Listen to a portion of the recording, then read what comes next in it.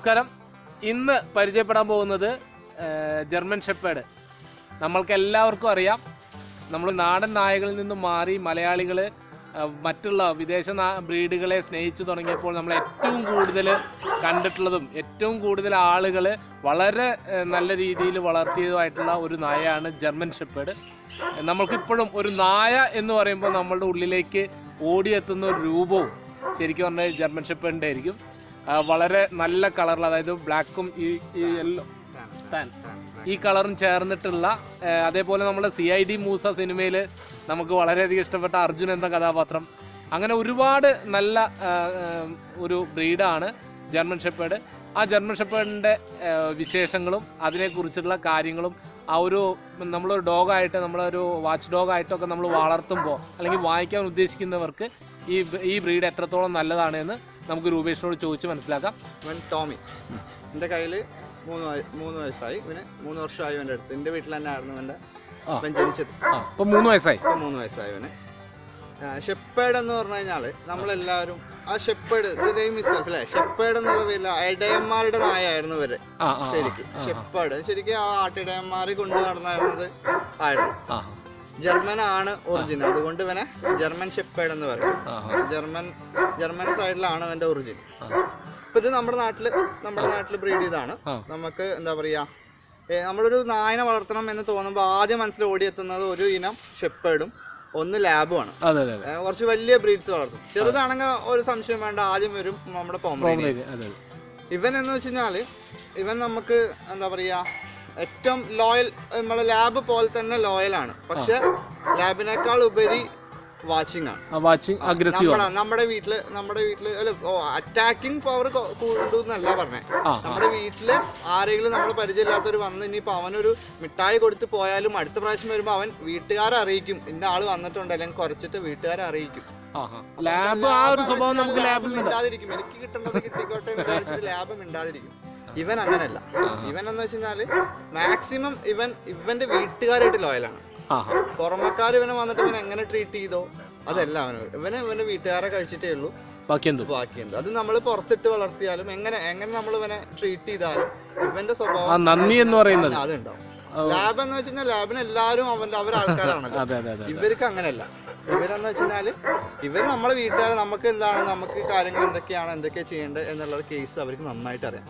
നമുക്ക് എന്താണ് ഇഷ്ടം, ഏത് സമയത്താണ് നമുക്ക് ദേഷ്യം വരിക, അതൊക്കെ പെട്ടെന്ന് ഇവർക്ക് ക്യാച്ച് ചെയ്യണം. അപ്പൊ അതിനനുസരിച്ച് ഇവർ നിൽക്കും. അങ്ങനെ ഒരു കഴിവുണ്ട് ഇവർക്ക്. അതേപോലെ തന്നെയാണ് ഇവന്റെ എന്താന്ന് വെച്ച് കഴിഞ്ഞാൽ ഹെയർ. നമ്മളെ വീട്ടിൽ വളർത്തുമ്പോ ഇവര് 3 തരമാണ്. Short hair, medium coat, bush coat. 3 തരമാണ്. ബുഷ് കോട്ടാണ് ശരിക്കും. ഇവര് ഡെയിലി ബ്രഷ് ചെയ്യണം. ബ്രഷ് ചെയ്യണമെന്ന് വെച്ചെങ്കിൽ ഇവൻ ഒന്നും കൂടി കോട്ട് സൂപ്പറായി നിൽക്കും. എന്താണെന്ന് വെച്ച് കഴിഞ്ഞാൽ നമുക്ക് ഇവിടെ എണ്ണം കൂടുതലുള്ളത് കൊണ്ട് എന്നും ബ്രഷിങ് നടക്കില്ല.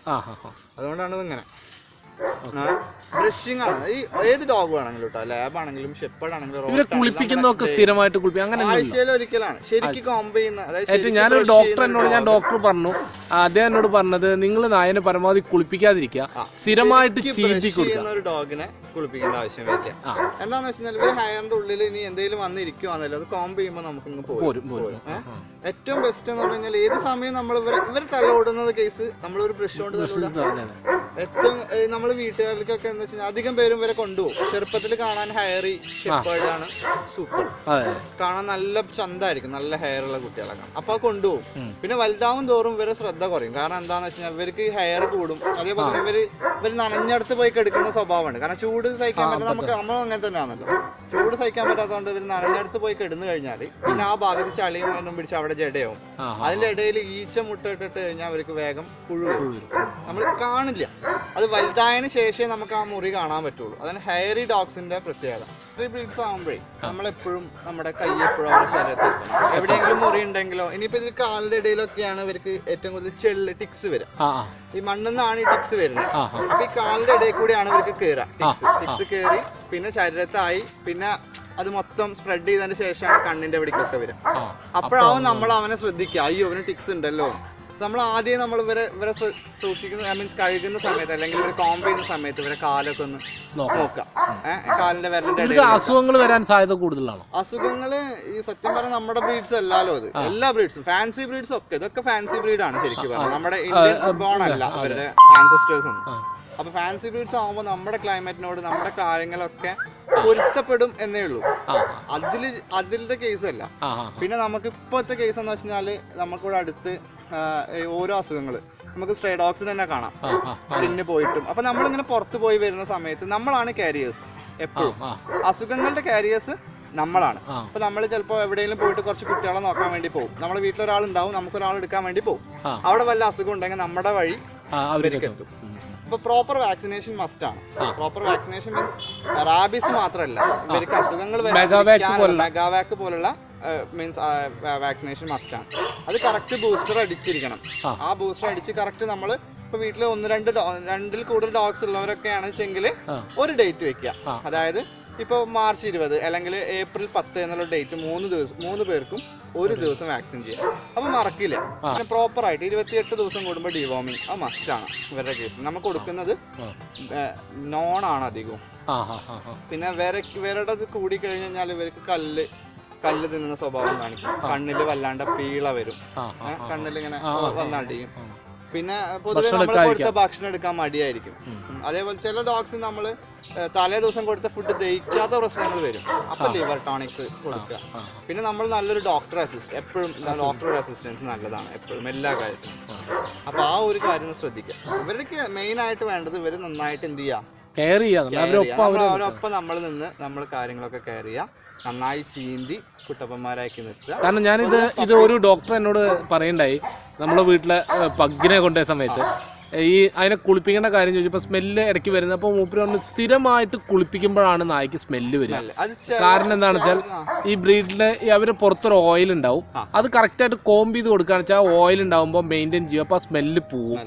മറിച്ച് നമ്മളൊരിപ്പോൾ 2 ദിവസം കൂടുമ്പോൾ കുളിപ്പിക്കുമ്പോൾ വീണ്ടും ഈ ഓയിൽ ജനറേറ്റ് ചെയ്യാൻ തുടങ്ങും. അത് ജനറേറ്റ് ചെയ്യുന്ന സമയത്തൊക്കെ ആ സ്മെല്ല് വരും. നമ്മൾ യൂസ് ചെയ്യുന്ന സോപ്പ് നമ്മൾ എളുപ്പപ്പണിക്ക് നമ്മൾ ഇവിടെ ഷാമ്പു മേടിക്കും.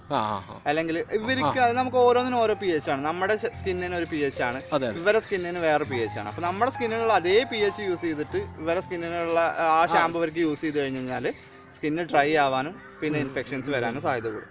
അതേപോലെ തന്നെയാണ് ഡെറ്റോൾ യൂസ് ചെയ്യുന്നത്. കുറേ പേര് നായ്ക്കളെ വാഷ് ചെയ്യുമ്പോൾ ഡെറ്റോൾ യൂസ് ചെയ്യും. തീരെ യൂസ് ചെയ്യാനേ പാടില്ല ഡെറ്റോൾ യൂസ് ചെയ്ത് കഴിഞ്ഞാൽ അവരുടെ സ്കിന്ന് കൊഴിഞ്ഞു പോകും. സ്കിന്ന് കൊഴിഞ്ഞു പോകും മാത്രമല്ല ആ ഭാഗത്തുള്ളത് നമുക്ക് എന്താ പറയാ, ആ ഒരു ഭാഗത്ത് സ്കിന്ന് വരാൻ അല്ലെ ഹെയർ വരാൻ കുറെ സമയം എടുക്കും. ഡോഗ്സിനെ കണ്ടാൽ തന്നെ നമുക്ക് മനസ്സിലാവില്ല. ഇവരൊക്കെ ഹെയർ ലോസ് ആയി കഴിഞ്ഞാൽ അവനെ കണ്ടാൽ മനസ്സിലാവില്ല. അപ്പൊ അങ്ങനത്തെ ഒരു കേസ് വരും. അപ്പൊ ഈ ഒരു കാര്യം ശ്രദ്ധിക്കുക. അതേപോലെ തന്നെ കൂട്ടില് ചില ആൾക്കാർ മണ്ണെണ്ണ സ്പ്രേ ചെയ്യും. സ്പ്രേ ചെയ്ത പാട് ഡോഗ്സിനെ കയറ്റരുത്. പിന്നെ ഡോഗ്സിനൊക്കെ എപ്പോഴും നമുക്ക് ടോയ്ലറ്റ് ട്രെയിനിങ് ചെറിയ ഫുഡ് എപ്പോഴും പുറത്ത് കൊടുത്ത് ശീലിപ്പിക്കുക. അതാണ് മെയിൻ ആയിട്ട് വേണ്ടത്. ഫുഡ് എന്നും അപ്പൊ ഇനിയിപ്പോ എത്ര ചെറുതാണെങ്കിലും വലുതാണെങ്കിലും പുറത്ത് ടോയ്ലറ്റ് ട്രെയിനിങ് മീൻസ് ടോയ്ലറ്റിൽ പോകുന്നൊക്കെ കഴിഞ്ഞതിന് ശേഷം അവരെ കൂട്ടിൽ കയറ്റുക. എന്നാൽ പിന്നെ നമുക്ക് എന്തുണ്ടാവില്ല, ബുദ്ധിമുട്ടുണ്ടാവില്ല. ഇപ്പോൾ കൂട്ടിൽ മൂത്രം ഒഴിക്കേണ്ട കേസ് വരികയാണെന്ന് വെച്ചെങ്കിൽ അവർ എന്തായാലും സൗണ്ട് ഉണ്ടാക്കും. പപ്പീസിൽ എപ്പോഴും നമുക്ക് ശ്രദ്ധിച്ചാൽ അറിയാം, പപ്പീസ് മീൻസ് അവർക്ക് മോശം പോകേണ്ട സമയത്ത് അവർ സൗണ്ട് ഉണ്ടാക്കും. അപ്പോൾ ആ സൗണ്ട് കേട്ട് കഴിഞ്ഞാൽ നമ്മൾ കൂടെ അങ്ങ് തുറന്നു കൊടുക്കുക. അവരെ കഴിഞ്ഞ് അവർ കൂട്ടി കയറും. അതങ്ങോട്ട് ശീലമാക്കി കഴിഞ്ഞാൽ നമുക്കിതൊരു ബാധ്യതയാവില്ല. പ്രായമായിട്ടല്ല അവരെ ട്രീറ്റ് ചെയ്യേണ്ടത്. വീട്ടിലൊരു മെമ്പർ എങ്ങനെയാണോ നമ്മുടെ വീട്ടിൽ, നമ്മളൊരു വീട്ടിലേക്ക് ഇൻബോൺ ആയിട്ട് വന്ന സമയത്ത് നമ്മൾ എങ്ങനെ കെയർ ചെയ്തോ അതുപോലെ കെയർ ചെയ്യാം.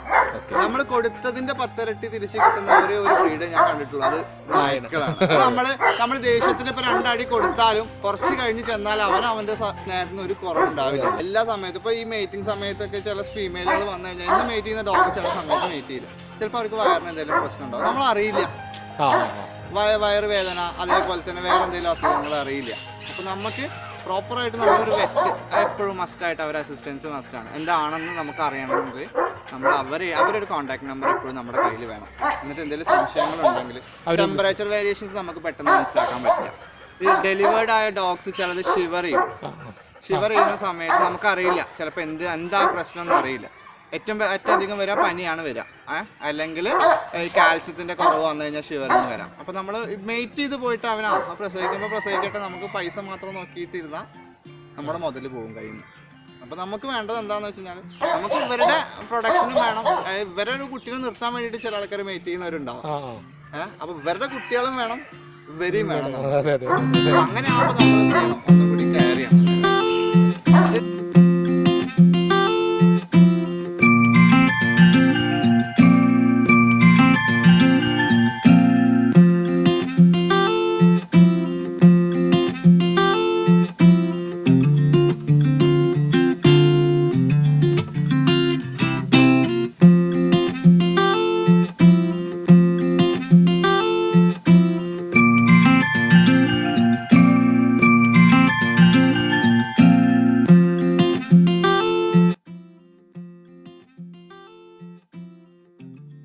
ജർമ്മൻ ഷെപ്പേർഡിനെ കുറിച്ചുള്ള ഇന്നത്തെ വീഡിയോ നിങ്ങൾക്ക് ഇഷ്ടപ്പെട്ടു എന്ന് വിചാരിക്കുന്നു.